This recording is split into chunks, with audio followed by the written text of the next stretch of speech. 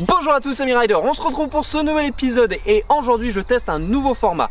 Ça va être une question ouverte, c'est-à-dire que dans cet épisode là je vais poser une question mais je n'ai pas la réponse à la question. J'ai juste des réflexions, des pistes de réflexion et je vous encourage à répondre à cette question, à me dire ce que vous en pensez dans les commentaires. Ça sera un épisode qui sera le plus possible interactif. Moi je vais vous exposer mes idées, à vous de me répondre dans les commentaires.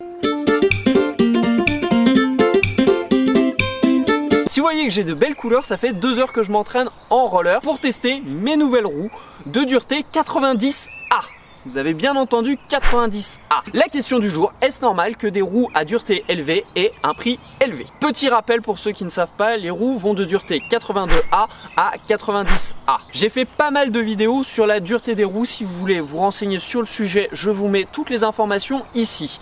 On peut constater qu'une roue en 82A coûte environ 3,50 € chez Decathlon, une roue en 84A autour de 7 €, des roues en 88A vont être autour de 10 €. Donc là, on peut constater une corrélation entre le prix et la dureté. Alors moi, les 82A, évitez tout de suite, c'est minimum 84A. Moi, j'utilise toujours au-dessus de 86A parce que la dureté est plus élevée, donc ça me permet de slider plus facilement. Donc mes dernières roues étaient en 88A.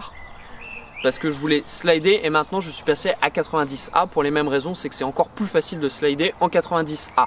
De mon expérience, le constat que je fais, c'est que les roues en dessous de 84A n'ont pas une durée de vie très longue. Je vais vous dire, la première paire de patins que j'ai acheté en fitness, les roues je les ai cramées au bout de 2 mois. Après j'ai acheté des Seba et sur les Seba c'est des 84A de base. Et là j'ai remarqué que leur durée de vie oscillait entre 1 an et 6 mois.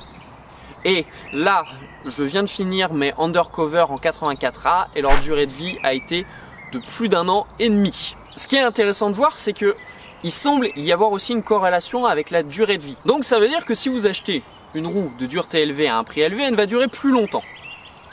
Et c'est là que ça devient intéressant. C'est la réflexion que j'ai eue, je me dis, mais si toutes les roues avaient le même prix en réalité, si pour les fabriquer, elles avaient le même prix. Alors, c'est pas forcément exact. C'est là que on peut dire peut-être que techniquement c'est plus compliqué, ça coûte plus cher de fabriquer des roues à dureté élevée.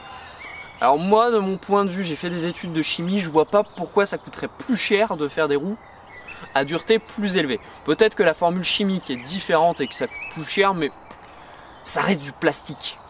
Et concrètement, des roues de roller, je sais pas ce que vous payez à 7 € pièce, hein. Je veux bien le savoir. Je veux bien qu'on paye la R&D, mais je sais pas qui on paye dans le truc. Je pense pas que le fabricant gagne énormément d'argent.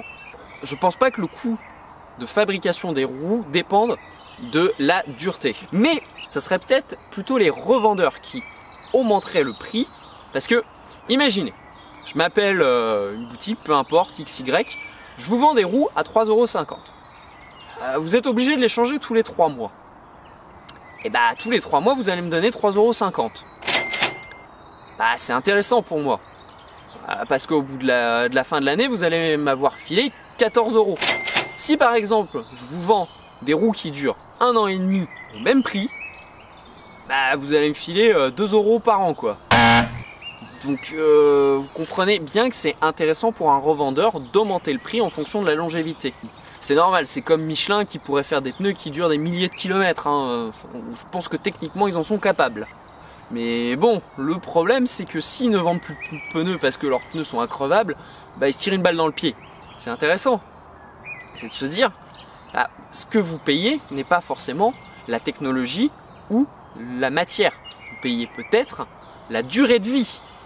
Donc ce qui fait que pour les revendeurs, il est beaucoup plus intéressant de vous dire, bah, je vous vends cette roue à 10 € mais je vous garantis qu'elle dure 1 an et demi. Comme ça, au final, qu'ils vendent des roues de mauvaise qualité ou des roues de très bonne qualité, au final, ils mettent autant d'argent dans leur poche. Donc, la question reste ouverte, je vous laisse débattre dans les commentaires. Donc, pour conclure l'épisode, déjà, dites-moi ce que vous avez pensé de ce type d'épisode, si je dois en refaire sur d'autres sujets, quel sujet je pourrais choisir, que dire de plus? Mettez-moi un petit pouce bleu, abonnez-vous, partagez, commentez la vidéo comme je vous l'ai dit précédemment et on se retrouve pour un prochain épisode. Ciao!